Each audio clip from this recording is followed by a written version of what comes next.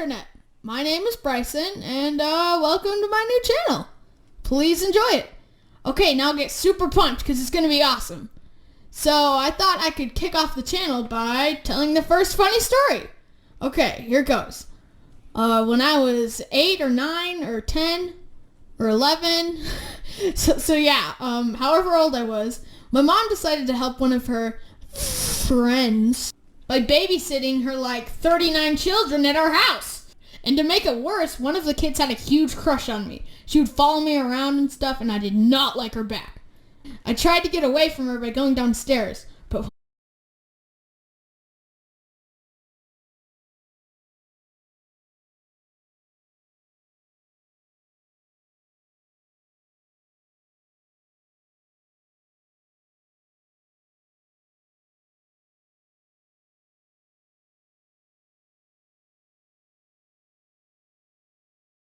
when I got down there, I saw all of the children were down there, and they were trashing our freaking basement. One of them was literally taking board games off the shelf, one by one, and dumping them out. And that was only one of them. Goodness knows what the others were doing. I couldn't even handle it. I just went upstairs and told my mom. And my mom was all like, okay, everyone, we're going to the pool right now. She was probably just trying to reflect their destructiveness off our house and onto the neighborhood pool. It probably sucked for the people that were there, just like, having a nice time at the pool. When suddenly a literal wave of destructive little devil children smashes into the pool. Anyways, when we got there, I was just sitting in the shallow end trying to recover from what just happened at the house when I turned and saw her. She was staring into my soul. Then this girl says 2 words I will never forget. Octopus attack! What? No, really! Octopus attack! What is that? And then she started approaching. I tried to escape, but she full-on Spider-Man jumped out of the pool and latched onto me. Octopus attack! Somebody, please help me! She dragged me to the bottom of the pool. I legit thought I was gonna die. Somehow I escaped. I'm not sure how, but there might have been elbows involved. And I got out of that pool right quick. And I hung out with my mom for the rest of the time. And we just sat there and watched as the children destroyed the pool. So you think my troubles are over with this girl yet? Nope, wrong. So as me and my mom were walking out, this girl comes up to my mom and says, "Hey, can you arrange a hangout between me and him?" I gave my mom that look. She received my message. Oh, maybe some other time, we'll see. And that is the story of how my mother saved my life. Okay, thank you so much for watching. Welcome to the channel, and hit that subscribe button. Just flip and hit it. Okay, bye. I got me a little mystery box. Ooh, a little flavor.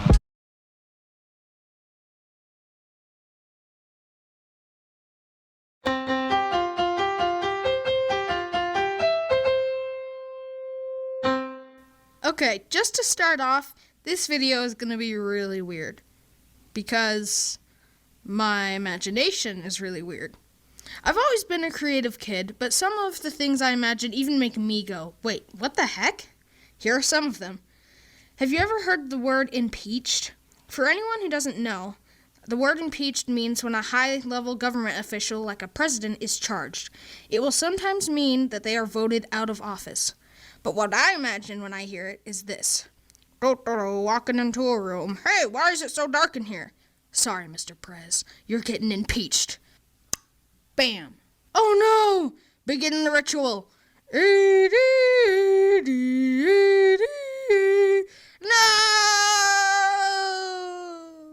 And then the president gets stuck inside a magical peach.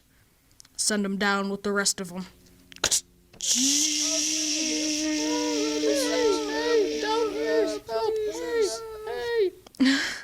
Okay, on to the next one. So I have these little creatures I made up called scrumbos, and they look like this. But me and my friends would always use our hands to represent the creatures, and the way we did it was just using our index and middle fingers as the legs, and they would walk around like this. And there are 2 types of scrumbos, normal ones and sword ones. The sword ones move really fast and slice people, and here's what a fight between them would look like. Woo! Okay. Another thing I like to do is personify stuff. Like, what if blank had feelings or could walk around and stuff? I'm tired of being pushed around. Run! Doo-doo-doo. Oh, what's that? You're picking me up. Hey, you got a text. Hey, you got another text. Hey, someone's calling you. Hey! What if all these living things fought for their rights in a court of law? Like the dust particles would be like, we demand that the oppression from the vacuum cleaners end. Another thing I like to imagine is what if the laws of physics were just that? Laws. Laws that could be broken, but it was just illegal. Hey, no defying gravity. Round 'em up, boys. Or what if two people were fighting and one person threw the other one so hard that he flew around the whole earth? But then the guy harnesses the energy of going around the earth into an awesome kick. Kablam! What if you could draw something and it would just come to life and walk around with you and be your little friends? So anyway, that's just a tiny peek into my imagination. I'm sure there will be a part 2 to this one because we are just scratching the surface. Thank you guys so much for watching, and I'll see you guys later, and don't forget to hit that subscribe button. Hey guys, if you liked the video,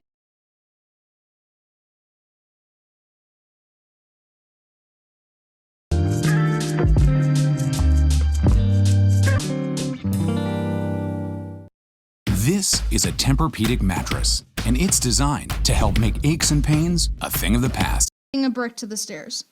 We were going to go to the pool that day.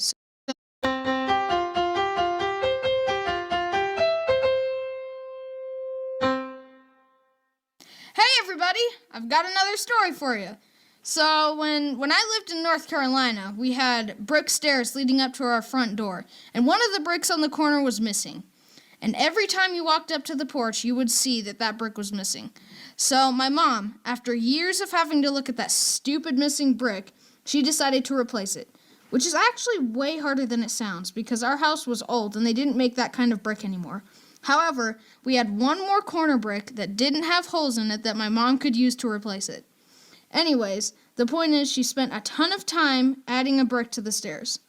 We were going to go to the pool that day, so my mom left the sledgehammer that she had been using to chip off the old mortar so that she could put the new brick in, and she went inside and told me, my little brother, and his 2 friends to go outside to the car. We walked outside and I noticed the brick. I had been living in that house for years, and I was used to there being a brick missing. This new brick looked so strange to me, and I felt like it didn't belong. So the obvious next step in my stupid idiot little head was, that brick doesn't belong. I should smash it with this sledgehammer. So I completely destroyed it. Oh gosh, why? So then me, my brother, and his 2 friends got into the car.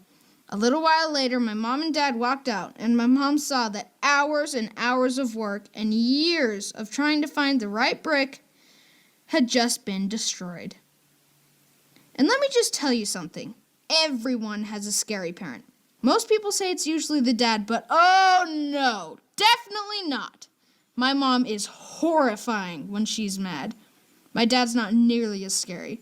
So my mom was so mad, and she obviously knew that it was one of us 4. She marched up to the car, sledgehammer in hand, whipped the car door open, and screamed, "Who smashed that brick?"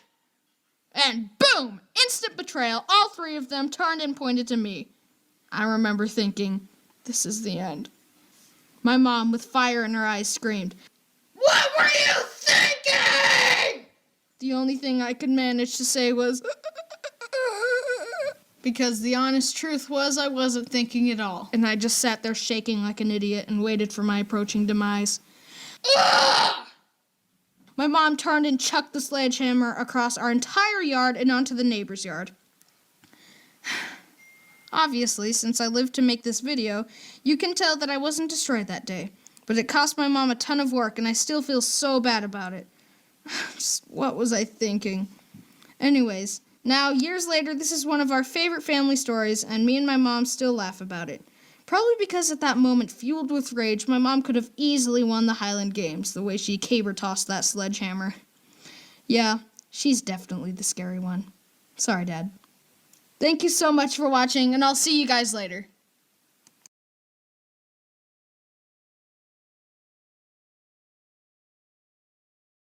Discover a world with the award-winning services.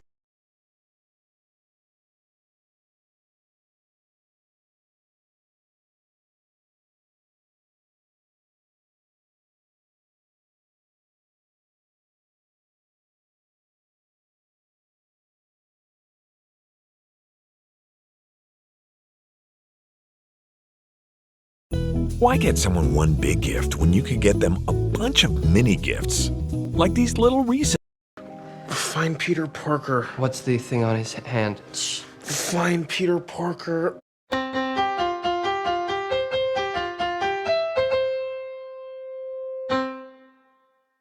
guys! What you are about to hear is one of the most legendary camping stories in my family. Gather around. My family loves camping, and we had actually completely worn out our last camper. It was literally falling apart. One of the corners of the roof didn't work, and we held it up with a pole. There was duct tape all over the place, and most of the zippers were completely busted. We had finally gotten a new one, so we were really excited for its maiden voyage. So we loaded up the new camper with new sheets, new pillows, new blankets, and we were off.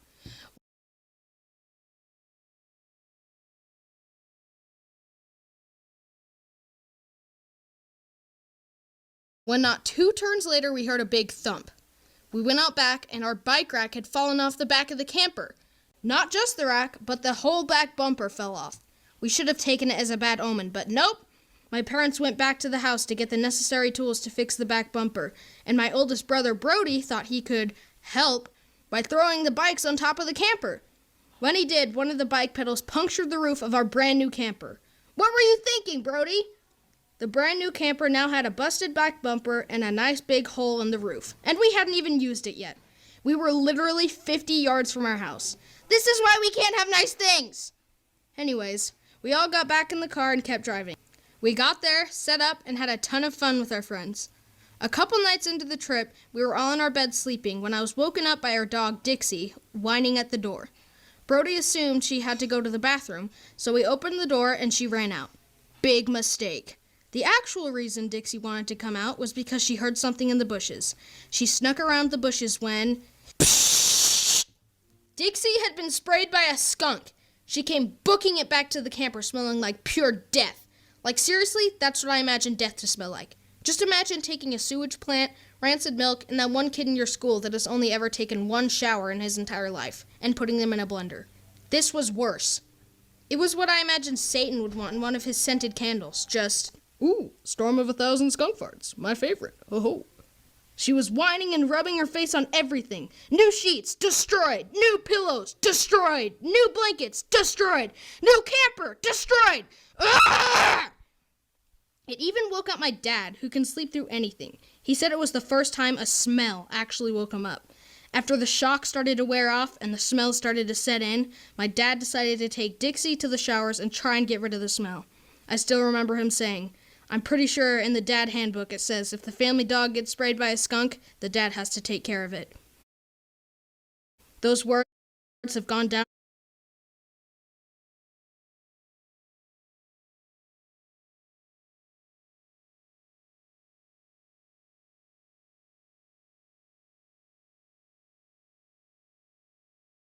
in the family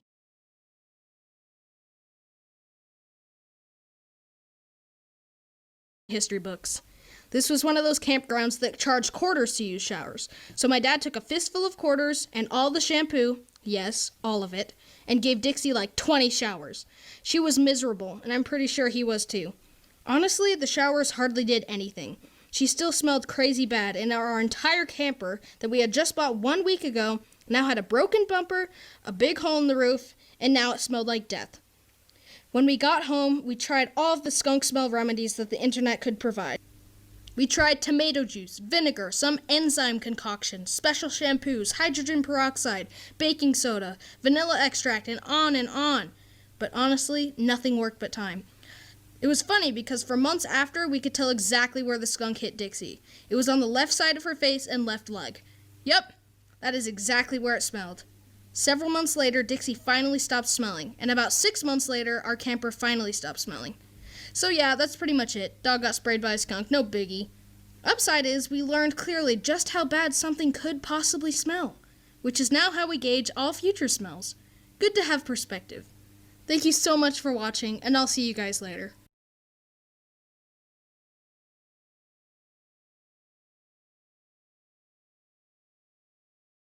I am a perfectly respectable size for an Oompa Loompa. An Oompa what now? Wonka. One thing about Wild Rose, we field test all the products that we recommend. Prina Pro Plan Performance.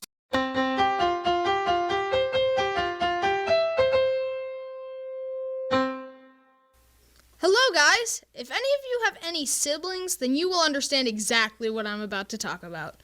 Most of us have experienced being teased or egged on, and we know how aggravating it can get. I have 2 older brothers, Brody and Braden, and they knew exactly how to push my buttons. Like seriously, they had it down to a science on how to aggravate me. But 2 particular times have gone down in our family history. In these 2 incidents, I became angrier than I have ever been before, and I went into a state which my brothers now call guerrilla parkour mode. Here are the 2 times I've ever gone into guerrilla parkour mode. Number 1. Okay, setting the scene, we were at the church setting up for the Pinewood Derby. For those of you who don't know, the Pinewood Derby is an event for Cub Scouts to race cars that they made down a track.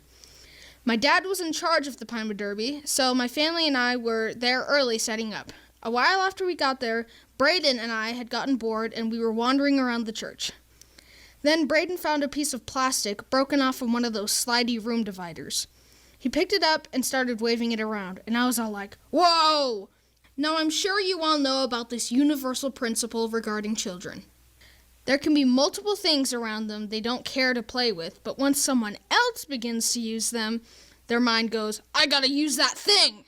And then they will ask to use that item. This principle was at work inside my head at this moment. "Braden, let me see that thing." "You can see it. You're looking at it right now. See?" "No, I meant..." The cycle of me wanting to see the thing and Braden continuing to tease me continued for about 20 minutes. The anger inside me was building to dangerously high levels, and all over a stupid piece of plastic that I probably wouldn't have cared about. "Braden, give me the thing now. It's my turn." "Okay, fine." Relief flooded over me as I reached out to take the thing. Then right as the piece of plastic was almost in my grasp, Braden pulled it away at the last second. Anger flooded my mind.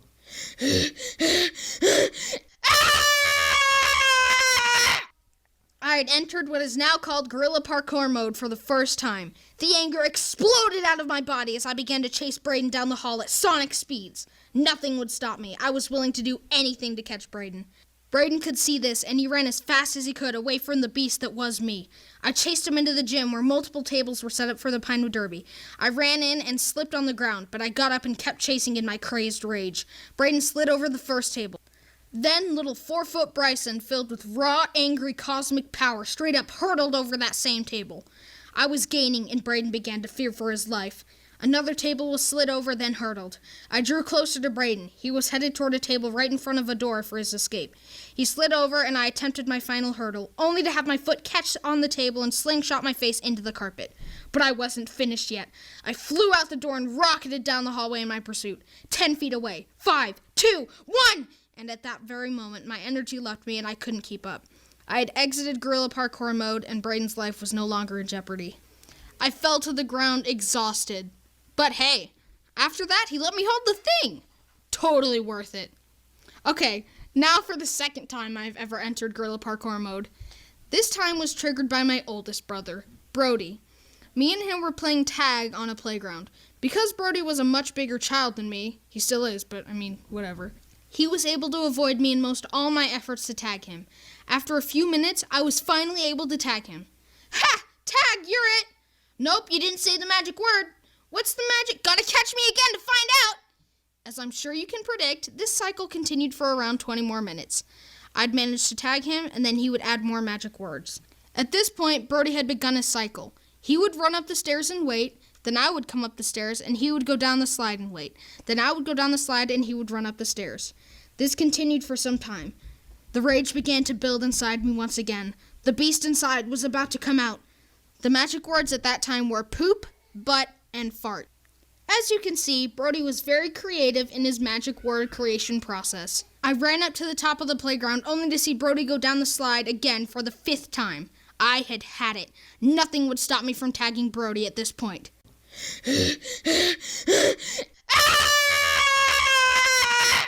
I had entered gorilla parkour mode once again. In my rage, I hurled myself off the 10-foot playground, and when I hit the ground, I flattened like a ragdoll. But that wouldn't stop me from catching Brody. I immediately sprung up in combat position, ready for pursuit. My body crunch on the ground was very amusing to Brody, and he fell to the ground laughing. No chasing was needed for catching my victim this time, as he was on the ground laughing, completely helpless. I shot over to him and tagged him. The magic words are poop, butt, and fart. You are it. I had done it. I tagged him. But then I got caught 2 minutes later. Anyways, now I know what you all must be thinking. Wow, Bryson, your brothers are total jerkwads. But you're wrong. They have actually gained a respect for me, and I for them. We all love each other, but don't get me wrong. Their fear of gorilla parkour mode is definitely a factor in this said respect. I have not entered gorilla parkour mode in years, but it is still a possibility. The moral of the story is, don't tease your younger siblings too much, or the same raw, angry cosmic power may be turned against you, as it was on my older brothers. Be careful out there, everyone. Anyways, thank you guys so much for watching, and I'll see you guys later, and don't forget to hit that subscribe button. Hey guys, so this is my first end card, and I just wanted to let you know that I have no other social media other than YouTube, so be sure to subscribe.